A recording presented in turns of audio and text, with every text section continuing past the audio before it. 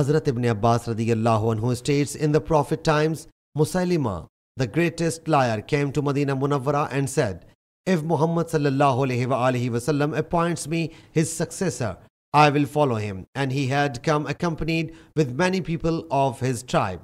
The Prophet ﷺ, accompanied by Hazrat Thabit bin Qais bin Shammas, holding a piece of a branch of a tree in his hand, went to him until he ﷺ reached there and stopped near Musaylima and his companions. He ﷺ then said, if you ask even this piece of branch, I will not give it to you, and I will not exceed Allah's decree regarding you. And if you turn your back on me, Allah Jalla Jalaluhu will destroy you, and I think of you what has been shown to me in the dream.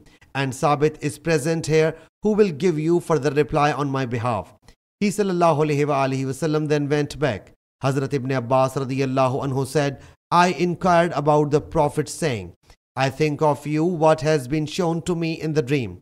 Hazrat Abu Hurairah radiyallahu anhu thereupon informed me that the Prophet ﷺ said, I was asleep when I saw 2 gold bracelets on my hands.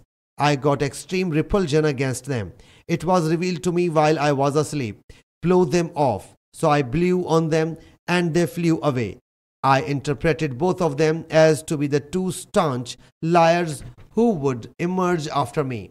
One of them is Unsi, the resident of Sana'a, and the other one is Musaylima, the resident of Yamama. Sahih Muslim Hadees number 5894.